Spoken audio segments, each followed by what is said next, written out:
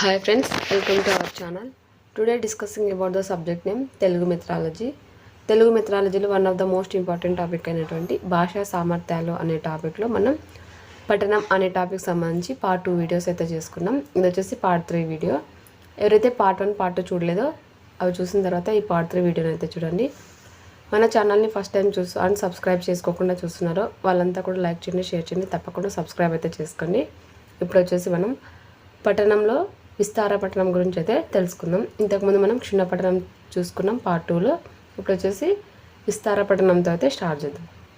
తక్కువ కాలంలో ఎక్కువ పఠనాన్ని కొనసాగించడాన్ని విస్తార పఠనం అని అంటారు. విశేష జ్ఞాన సంపాదనమే విస్తార పఠనం యొక్క లక్షణం. వైవిధ్యభరితమైనటువంటి గ్రంథాలను చదవడం విస్తార పఠనంలో ఒక ముఖ్యమైన అంశం.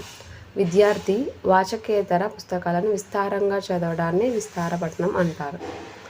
బాహ్య పఠనం ద్వారా కానీ మౌన పఠనం ద్వారా కానీ స్థూల అభిప్రాయాలను గ్రహించగల పఠనాన్ని విస్తార పఠనం అంటారు. దీనిని విస్తృత పఠనం అని, విస్తార అధ్యయనం అనే పేర్లు కూడా ఉన్నాయన్నమాట. విస్తార పఠనానికి గల పేర్లు వచ్చేసి విస్తృత పఠనం, విస్తార అధ్యయనం అనే పేర్లు కూడా ఉన్నాయి. విస్తార పఠనంలో భావగ్రహణానికి మాత్రమే ప్రాధాన్యత ఉంటుంది. ఇక్కడ వచ్చేసి మనకు భావం ఏదైతే ఉంటుందో దాన్ని గ్రహించడానికి అధిక ప్రాధాన్యత ఉంటుంది విస్తార పఠనంలో. విస్తార పఠనానికి చక్కని ఉదాహరణలు వచ్చేసి ఉపవాచకములు, గ్రంథాలయాలలోని పుస్తకాలు, వార్తాపత్రికలు, సాహిత్య పుస్తకాలు, కథల పుస్తకాలు మొదలైన అంశాలన్నీ కూడా విస్తార పఠనానికి చక్కగా ఉపయోగించే పుస్తకాలు అన్నమాట. ఉపవాచకాలు, గ్రంథాలయంలో ఉన్నటువంటి పుస్తకాలు, వార్తాపత్రికలు, సాహిత్య పుస్తకాలు, కథల పుస్తకాలు ఇవే ఎందుకు ఎగ్జాంపుల్స్ అంటే ఇటువంటి అంశాలని మౌనంగా చదువుతూ ఎక్కువ స్థూలాభిప్రాయాలను గ్రహించవచ్చు కాబట్టి ఇవి విస్తార పఠనానికి ఉదాహరణలుగా మనం తీసుకోవచ్చు అనమాట. విస్తార పఠనం సాధించుటకు వేగంగా సాగే మౌన పఠనం బాగా ఉపయోగపడుతుంది. ఈ విస్తార పఠనాన్ని తక్కువ కాలంలో ఎక్కువ పఠనాన్ని కొనసాగించడాన్ని విస్తార పఠనం అంటారు.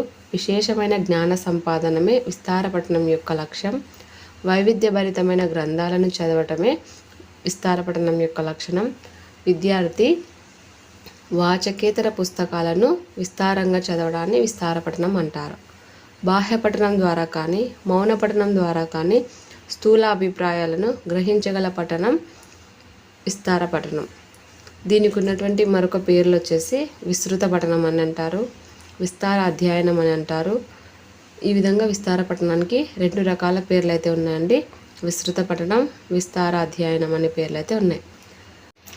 విస్తార పఠనంలో భావగ్రహణానికి మాత్రమే ఎక్కువ ప్రాధాన్యత అనేది ఉంటుందన్నమాట. విస్తార పఠనానికి చక్కని ఉదాహరణలు వచ్చేసి మనం ఆల్రెడీ చెప్పుకున్నాం. ఉపవాచకుని, గ్రంథాలయంలో ఉన్నటువంటి పుస్తకాలని, వార్తాపత్రికలని, సాహిత్య పుస్తకాలని, కథల పుస్తకాలని ఈ అంశాలన్నీ కూడా విస్తార పఠనానికి ఎక్కువగా ఉపయోగకరంగా ఉంటాయని చెప్పుకున్నాం అన్నమాట. విస్తార పఠనం సాధించుటకు వేగవంతంగా అర్థవంతంగా సాగే మౌన పఠనం అనేది బాగా ఉపయోగకరంగా ఉంటుందన్నమాట. ఈ విస్తార పఠనం వల్ల ఇవన్నీ లాభాలు అయితే మనకు ఉన్నాయన్నమాట. ఎక్కువ అంశాలు చదవచ్చు. ఏ అంశం అయితే ఉందో ఆ అంశాన్ని స్థూలాభిప్రాయాలను ఒకేసారి గ్రహించవచ్చు అనమాట. ఇక్కడ వచ్చేసి భావాన్ని గ్రహించడానికి ఎక్కువ ఆస్కారం ఉన్న పఠనం ఏది అంటే విస్తార పఠనం. ఇలా మధ్యలో అంశాలు తీసి అడిగే అవకాశం ఉంటుంది అనమాట డిఎస్సిలో. విస్తార పఠనం వల్ల ఈ అంశాలన్నీ అభివృద్ధి చెందుతాయని అనుకున్నాం కదా. ఇప్పుడు వచ్చేసి విస్తార పఠనంలో భావగ్రహణకు మాత్రమే ప్రాధాన్యం ఉందని తెలుసుకున్నాం. దీన్ని బిట్ ఫ్రేమ్ చేస్తే ఏ పఠనంలో భావగ్రహణానికి మాత్రమే ప్రాధాన్యం ఉంటుంది అని అడిగితే కింద విస్తార పఠనం, క్షుణ్ణ పఠనం ఇవన్నీ ఉంటాయి. చాలామంది క్షుణ్ణ పఠనమే పెడతారు, కానీ ఇక్కడ మీరు చదివిన వాళ్ళు మాత్రమే పెట్టగలరు అనమాట. విస్తార పఠనంలో మాత్రం భావగ్రహణకు మాత్రమే ప్రాధాన్యం ఉంటుంది అని. విస్తార పఠనం సాధించుటకు వేగవంతంగా సాగే మౌన పఠనం బాగా ఉపయోగకరంగా అయితే ఉంటుంది. విస్తార పఠనంకు దోహదం చేసేవి ఏవంటే పాఠశాల పత్రిక, పుస్తక ప్రదర్శనలు, గ్రంథాలయాలు, వివిధ పత్రికలు, ఉపవాచకాలు, వక్తృత్వ పోటీలు, సారస్వత సంఘాలు, చర్చలు, ప్రసంగాలు ఇవన్నీ వచ్చేసి విస్తార పఠనంకు దోహదం చేసే అంశాలు. ప్రాథమికోన్నత స్థాయిలో పిల్లవాడిలో పఠనం యొక్క ఉత్సుకత ఎక్కువగా ఉంటుంది. పిల్లవానిలో పఠనానికి సంబంధించి ఎక్కువ ఆసక్తి ఎక్కడ ఉంటుందంటే ప్రాథమికోన్నత స్థాయిలో ఉంటుంది. ఆ యొక్క ఉత్సాహం, ఆ యొక్క ఉత్సాహాన్ని తీర్చడానికి మనకు గ్రంథాలయాలు తోడ్పడతాయని పేర్కొన్నది రస్సెల్స్ అనమాట. ప్రాథమికోన్నత స్థాయిలో విద్యార్థికి పఠనం అంటే ఎక్కువ ఆసక్తి ఉంటుంది. ఆ యొక్క ఆసక్తిని, ఆ యొక్క ఉత్సాహాన్ని తీర్చడానికి గ్రంథాలయాలు తోడ్పడతాయని పేర్కొన్నది రస్సెల్స్ అనమాట. గ్రంథాలయమే పాఠశాలకు గుండెకాయ అన్నది రస్సెల్స్. ఈ రెండు అంశాలు టెట్టార్ డిఎస్సిలో అడిగే అవకాశం అయితే చాలా ఉందన్నమాట. ప్రాథమికోన్నత స్థాయి పిల్లవాడికి పఠనం యొక్క ఆసక్తిని తీర్చడానికి గ్రంథాలయాలు తోడ్పడతాయని చెప్పినది ఎవరు అంటే రస్సెల్స్. గ్రంథాలయమే పాఠశాలకు గుండెకాయ అని చెప్పినది కూడా రస్సెల్సే. ఆదర్శ పఠనం. విద్యార్థులకు ఆదర్శంగా ఉండేటట్లు ఉపాధ్యాయుడు చేసే పఠనాన్ని ఆదర్శ పఠనం అని పిలుస్తారు. విద్యార్థులు ఉపాధ్యాయుల ఆదర్శ పఠనాన్ని అనుకరిస్తూ అభ్యాసం చేయడం వల్ల మంచి పఠనా నైపుణ్యాన్ని పెంపొందించుకుంటారు. విద్యార్థులు ఉపాధ్యాయుల యొక్క ఆదర్శ పఠనాన్ని అనుకరిస్తూ అభ్యాసం చేయడం వల్ల మంచి పఠనా నైపుణ్యాన్ని పెంపొందించుకుంటారు అన్నమాట. ఆదర్శ పఠనం అంటే విద్యార్థులకు ఆదర్శంగా ఉండేటట్లు ఉపాధ్యాయుడు చేసే పఠనాన్ని ఆదర్శ పఠనం అంటారు. ఇక్కడ విద్యార్థులు ఉపాధ్యాయుల ఆదర్శ పఠనాన్ని అనుకరిస్తూ అభ్యాసం చేయడం వల్ల మంచి పఠనా నైపుణ్యం పెంపొందించుకుంటారు. నెక్స్ట్ వన్ వచ్చేసి అనుగుణ పఠనం. ఉపాధ్యాయుడు పాఠ్యాంశాన్ని సమవేగంతో, సముచిత స్వరంతో, హవాభావ వ్యక్తీకరణతో అనుగుణంగా ఆదర్శ పఠనం చేస్తాడు. ఇక్కడ ఉపాధ్యాయుడు పాఠ్యాంశాన్ని సమానమైన వేగంతో, సముచితమైన స్వరంతో, హావభావాలను వ్యక్తీకరిస్తూ ఆయా అంశానికి అనుగుణంగా ఆదర్శ పఠనం అయితే చేస్తాడు. దీన్నే అనుగుణ పఠనం అని అంటారనమాట. నెక్స్ట్ వచ్చేసి విద్యార్థులు సులభంగా అర్థం చేసుకొని ఉపాధ్యాయుడిని అనుకరిస్తూ చేసే పఠనాన్ని అనుగుణ పఠనం అంటారనమాట. విద్యార్థులు సులభంగా అర్థం చేసుకొని ఉపాధ్యాయుడిని అనుకరిస్తూ చేసే పఠనాన్ని అనుకర పఠనం అనేది పిలుస్తారనమాట. ఇక్కడ వచ్చేసి మనం ఆదర్శ పఠనం, అనుగుణ పఠనం అంశాలను గురించి అయితే తెలుసుకున్నాం. గ్రంథాలయానికి రస్సెల్ గారు ఇచ్చినటువంటి 2 నిర్వచనాల గురించి కూడా తెలుసుకున్నాం. గ్రంథాలయమే పాఠశాలకు గుండెకాయ అని చెప్పిన వ్యక్తి ఎవరు అంటే రస్సెల్స్ అనమాట. నెక్స్ట్ వచ్చేసి మనం ఈ గ్రంథాలయ పఠనానికి ఈ గ్రంథాలయాన్ని అంటే ప్రాథమికోన్నత స్థాయి విద్యార్థి చదువుకోవడానికి ఎక్కువ ఆసక్తిని చూపుతాడు కాబట్టి ఆ యొక్క ఆసక్తిని, అతనిలో ఉన్న ఉత్సాహాన్ని తీర్చడం కోసం గ్రంథాలయాలు తోడ్పడతాయి అని చెప్పిన వ్యక్తి మనకు రస్సెల్స్ అనమాట. గ్రంథాలయమే పాఠశాలకు గుండెకాయ అని చెప్పినది రస్సెల్స్. ఆదర్శ పఠనం విద్యార్థులకు ఆదర్శంగా ఉండేటట్లు ఉపాధ్యాయుడు చేసే పఠనమే ఆదర్శ పఠనం అని కూడా చెప్పుకున్నాం. విద్యార్థులకు ఉపాధ్యాయుల ఆదర్శ పఠనాన్ని అనుకరిస్తూ అభ్యాసం చేయడం వల్ల మంచి పఠనా నైపుణ్యం పెంపొందించుకుంటారు. ఇది ఆదర్శ పఠనం అన్నమాట. నెక్స్ట్ అనుకరణ పఠనంలో ఉపాధ్యాయుడు పాఠ్యాంశాన్ని సమవేగంతో, సముచితమైనటువంటి స్వరంతో, హావభావ వ్యక్తీకరణలతో ఆయా సన్నివేశాన్ని అనుగుణంగా ఆదర్శ పఠనం చేస్తాడనమాట. ఇక్కడ విద్యార్థులు సులభంగా అర్థం చేసుకొని ఉపాధ్యాయుని అనుకరిస్తూ చేశారు కాబట్టి ఈ పఠనాన్ని అనుగుణ పఠనం అని అంటారనమాట. ఇక్కడ విద్యార్థులు సులభంగా అర్థం చేసుకోగలుగుతారు. ఏ పఠనంలో విద్యార్థులు సులభంగా అర్థం చేసుకుంటారంటే అనుగుణ పఠనంలో విద్యార్థులు సులభంగా అర్థం చేసుకొని ఉపాధ్యాయుని అనుకరిస్తూ చేసే పఠనాన్ని అనుగుణ పఠనం అని చెప్పుకోవచ్చు. నెక్స్ట్ వన్ వచ్చేసి మాండూకపతి.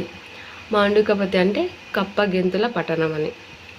చదివే విషయాన్ని మధ్య మధ్యలో వదిలేస్తూ పూర్తి భావాన్ని గ్రహిస్తూ చేసే పఠనాన్ని మాండూకపతి పఠనం అంటారు. నెక్స్ట్ సామాన్య పఠనం. దీన్నే టైంపాస్ రీడింగ్ అని కూడా పిలుస్తారు. విషయానికి భావానికి ప్రాధాన్యం అనేది ఇవ్వకుండా కాలక్షేపం కొరకు చదవడం సామాన్య పఠనం. ఇది ఎక్కడ జరుగుతుంది అంటే బస్సులో కానీ ట్రైన్ ప్రయాణాల్లో కాలక్షేపం కోసం చదివే పఠనం సామాన్య పఠనం. మండూకపతి పఠనం అంటే చదివే విషయాన్ని మధ్య మధ్యలో వదిలేస్తూ పూర్తి భావాన్ని గ్రహించడం కోసం చేసే పఠనం మాండూకపతి పఠనం. సామాన్య పఠనం అంటే విషయానికి భావానికి ప్రాధాన్యత అనేది ఏమీ లేకుండా జస్ట్ టైంపాస్ కోసం, కాలక్షేపం కోసం చేసే పఠనం సామాన్య పఠనం. ఎగ్జాంపుల్స్ మనం బస్సులో కానీ ట్రైన్లో కానీ టైంపాస్ అవ్వడం కోసం చదివే పఠనాన్ని మనం సామాన్య పఠనం అని చెప్పుకోవచ్చు. విస్తార పఠనం, దాని ప్రయోజనాలు. విద్యార్థులు స్వయం కృషితో జ్ఞానాన్ని ఆర్జిస్తారు. వినోదంతో పాటు విజ్ఞానం కూడా కలుగుతుంది, ప్రాపంచిక జ్ఞానం కూడా కలుగుతుంది, బహుగ్రంథ పఠనాభిలాష కూడా పెంపొందుతుంది, సంపూర్ణ మూర్తిమత్వాన్ని పెంపొందించుకోవచ్చు. విస్తార పఠనం వల్ల చాలా యూస్ఫుల్ అవుతుందండి. విద్యార్థులలో స్వయం కృషితో వాళ్ళంతకు వాళ్ళే జ్ఞానాన్ని ఆర్జిస్తారు. వినోదంతో పాటు వాళ్ళకి జ్ఞానం కూడా కలుగుతుంది, ప్రాపంచిక జ్ఞానాన్ని వాళ్ళు తెలుసుకుంటారు, బహుగ్రంథ పఠనాభిలాష పెంపొందుతుంది, సంపూర్ణ మూర్తిమత్వాన్ని పెంపొందించుకోవచ్చు, విరామ సమయాన్ని సద్వినియోగపరుచుకుంటారు, శారీరక మానసిక అలసటను తగ్గించి బుద్ధి వికాసాన్ని పెంపొందిస్తూ మౌన పఠనాన్ని అభివృద్ధి చెందేలా చేస్తుంది. ఇక్కడ రచనా నైపుణ్యం కూడా సిద్ధిస్తుంది. విస్తార పఠనంలో రచనా నైపుణ్యం కూడా సిద్ధిస్తుంది అన్నమాట. నెక్స్ట్ వచ్చేసి పఠనం అభివృద్ధి చర్యలు. సాహిత్యపరమైన పోటీలు నిర్వహించడం, వార్తాపత్రికలు చదివించి ఇతరులు వినేటట్లు చేయడం, వ్యక్తిగతంగా పాఠాన్ని పేరాలుగా ఒకరి తర్వాత మరొకరు చదివేటట్లు చేయడం, రేడియో, టేప్ రికార్డర్, టెలివిజన్ వంటి సాధనాలతో కొన్ని అంశాలను వినిపించి తిరిగి ఆ విషయాలను విద్యార్థుల చేత చెప్పించడం. రేడియో, టేప్ రికార్డ్, టెలివిజన్ వంటి సాధనాలలో కొన్ని అంశాలను వినిపించి తిరిగి ఆ విషయాలను విద్యార్థి చేత చెప్పించడం. పఠన దోషాలు నివారణ చర్యలు చూసినట్టయితే దృష్టి లోపం వల్ల పదాలను సరిగా గుర్తించలేకపోవటం, వాగేంద్రియ లోపం వల్ల అస్పష్ట ఉచ్చారణ, పదజాల లోపం వల్ల అర్థాన్ని గ్రహించలేకపోవడం. పదజాలం లోపం ఉంటే ఒక పదం యొక్క అర్థాన్ని వాళ్ళు గ్రహించలేకపోతారు. వాగేంద్రియాలు అంటే మనం మాట్లాడే నోరు, దానికి సంబంధించిన పార్ట్స్ అన్నీ కూడా అంటే లోపం ఉన్నట్లయితే పదాలు పలికేటప్పుడు మనకు అస్పష్ట ఉచ్చారణ అనేది ఏర్పడుతుంది. దృష్టి లోపం వల్ల పదాలను మనం సరిగా గుర్తించలేకపోవచ్చు అన్నమాట. అదే పఠనం అభివృద్ధికి అయితే సాహిత్యపర పోటీలు, వార్తాపత్రికలు చదవడం, వ్యక్తిగతంగా పాఠాలను పేరాలను ఒకరి తర్వాత ఒకరు చదివేటట్లు చేయొచ్చు, రేడియో, టేప్ రికార్డ్స్, టెలివిజన్ వంటి సాధనాలలో కొన్ని అంశాలను వినిపించి తిరిగి ఆ విషయాలను విద్యార్థుల చేత చెప్పించడం వల్ల పఠనం అనేది చాలా బాగా అభివృద్ధి చెందుతుంది అన్నమాట. అంటే పఠనం డెవలప్ కావాలంటే సాహిత్యపర పోటీలు చాలా ఇంపార్టెంట్గా తీసుకున్నారు. ఇక్కడ వార్తాపత్రికలు కూడా చదివిస్తారు, అవి ఇతరులు వినేటట్లు చేస్తారు. ఇవి వ్యక్తిగతంగా పాఠాన్ని పేరాలుగా ఒకరి తర్వాత మరొకరు చదివేటట్లు చేయడం, టేప్ రికార్డ్స్, రేడియో, టెలివిజన్ వంటి సాధనాలలో కొన్ని అంశాలను వినిపించి తిరిగి ఆ విషయాలను విద్యార్థుల చేత చెప్పించడం పఠనాన్ని డెవలప్ చేసే చర్యలు.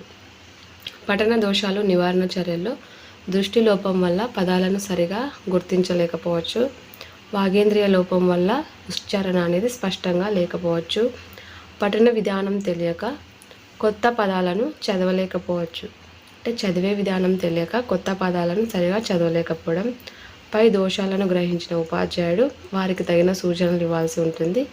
పఠన దోషాలను చెప్పిన వ్యక్తి వచ్చేసి మనకు మెంజిల్ అన్నమాట. ఇప్పుడు పఠనం అంటే చదివేటప్పుడు ఏమైనా కొత్త పదాలు ఉంటాయి, ఆ కొత్త పదాలు చదవలేకపోవడం వల్ల దోషాలు అనేటివి జరుగుతుంటాయి. ఈ యొక్క దోషాలన్నింటినీ సవరించే బాధ్యత మనకు ఉంటుంది. ఒక ఉపాధ్యాయుడిగా ఏ దోషాన్నైనా సవరించే అధికారం ఉపాధ్యాయుడికి ఉంటుంది, బాధ్యత అది.